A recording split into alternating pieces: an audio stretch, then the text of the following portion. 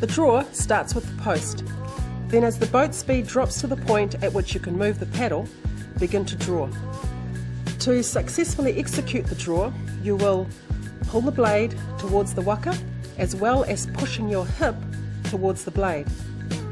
Where seats 1 and 2 are both drawing, do it in time. Drive down with your top hand so that the bottom hand is immersed in the water.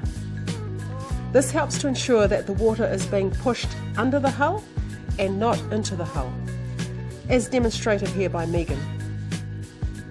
Next, pull the blade out of the water approximately 20 centimetres from the hull and return to the same body and paddle position of the previous draw. If the draw is continued too close into the hull, the paddle can get sucked under the hull. Note that seat 5 is also drawing to assist the turn. However, she is keeping her torso within the waka and drawing more at a 2 o'clock angle. When I say 2 o'clock, think of a forward stroke as 12 o'clock.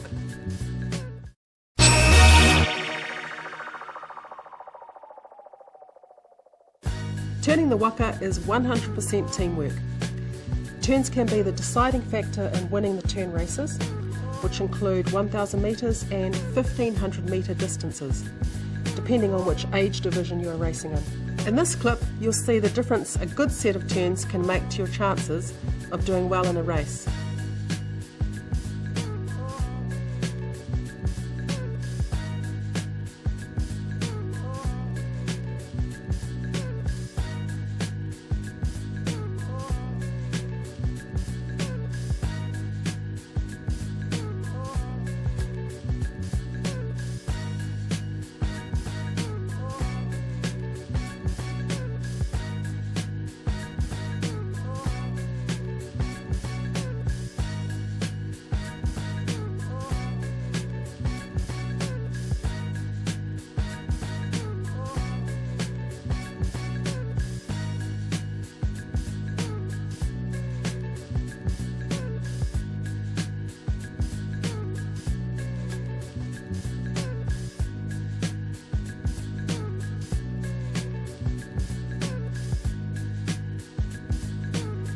Turn races are done over a 250 metre course. Because of the difference a turn makes to the race, the crews that win the straight 500 metre races are not always the same crews that win the turn races. Your crew will benefit from talking through the role of each crew member throughout the turn and the communications required throughout.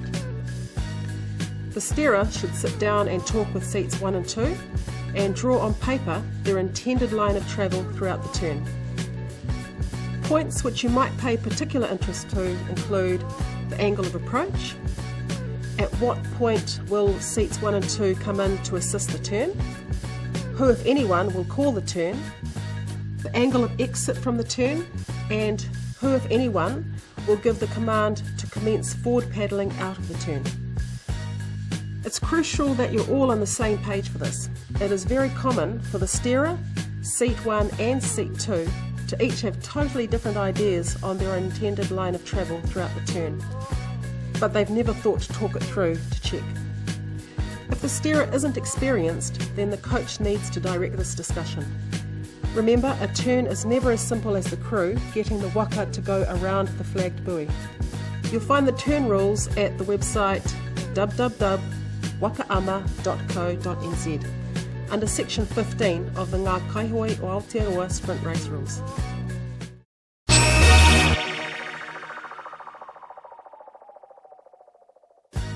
Ideally, each crew member should be capable of executing all of the possible strokes that may be required of that particular position in the waka. The strokes required will differ depending on variables such as the approach angle, the strength of the crew, winds and currents. On top of this, you need to consider having to do all of this within your designated lane, which is marked by a number of buoys. With only 6 people in the waka, each person needs to do what they can from their unique position in the waka.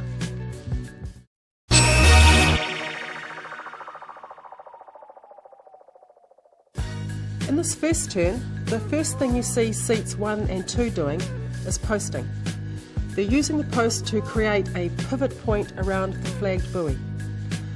A stationary stroke like the post relies on boat speed to be effective. Next comes the draw. This is used following the post as soon as the boat speed has dropped to a point where the post can be pulled. As you can see here, where 1 and 2 are both drawing, they do it in time. The last thing you see 1 and 2 do before they leave the turn is make sure that their ama has cleared the flagged buoy. This is an important responsibility because if you don't manage the turn within the designated buoys, your crew will be disqualified. You'll see that within our turning race, I use different strokes at different ends of the course. At one end of the course I post, and at the other end of the course I poke.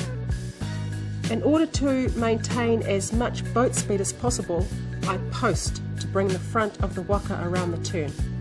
However, where the wind is pushing us at the other end of the course, our crew is prioritising the need to pivot over maintaining boat speed. Therefore, a poke is used at seat 1.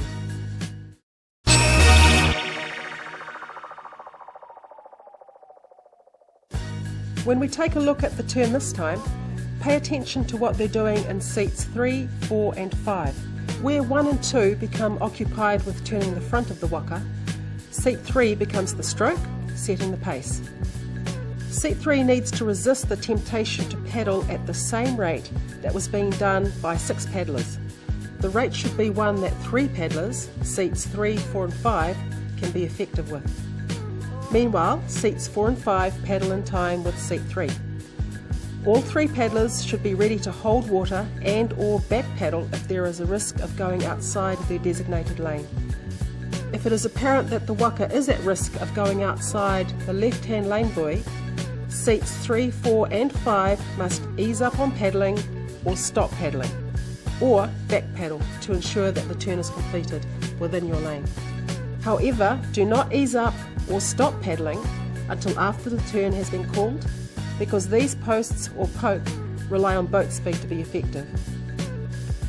Going into the turn, it is the job of the person calling changes to ensure that the crew is set up to execute the turn as planned.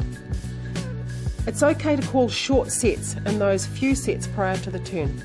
As caller, don't feel that you have to stick to calling on the exact number that you've been maintaining throughout the course. My preference for crews that I'm in is for seats 1 and 2 to disregard the hup calls just before the turn and get themselves on the sides that they need to be on to execute the turn. We have seats 3 and 5 on the right and 4 on the left. This allows 5 to assist the steerer by drawing on the right hand side to bring the back of the waka around the flag if necessary. Having these people on these sides going into the turn makes it simple for the paddle out, as only seat 1 has to change sides. Remember, there is no perfect turning formula. The crew should practice variations, timing which style of turn works fastest in varying conditions for that particular crew. Given all the variables, you should never expect the conditions to be the same for every race.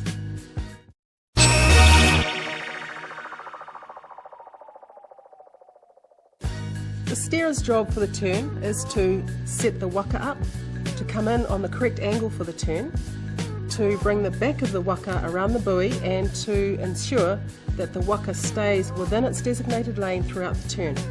The steerer may also call turn to signal to seats 1 and 2 to commence turning, and then paddle out to signal to the entire crew that they can start paddling forward at full power.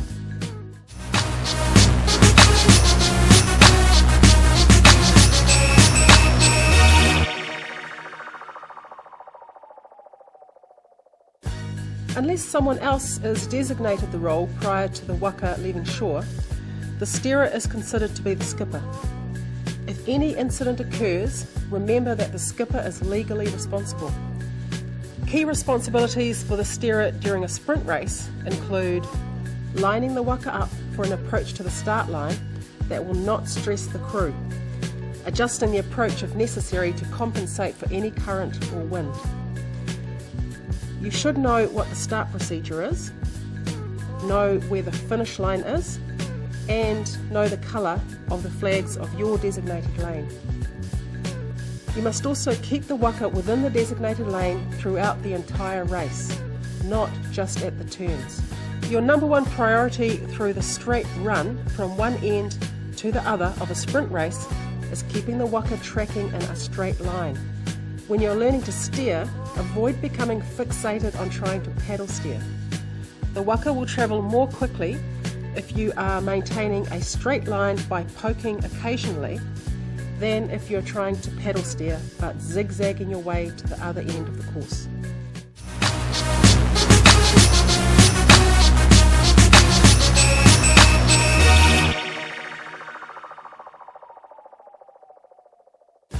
At seat 6, if you poke on the left side of the waka will move left. If you poke on the right side, it will move right.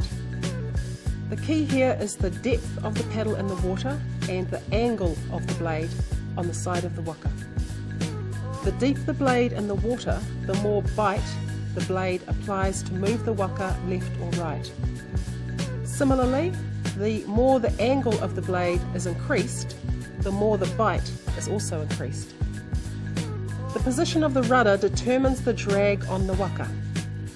You can direct the waka subtly or significantly, creating maximum or minimum drag. It is possible to rudder the waka in a way that is almost impossible to feel by poking with the blade in front of the body line. It might feel natural to complete a stroke and end up with the paddle ruddering slightly behind you. This type of rudder creates maximum drag. As you gain more experience, try to spend as little time as you can ruddering or poking, because while you're doing that, you're not contributing to forward movement.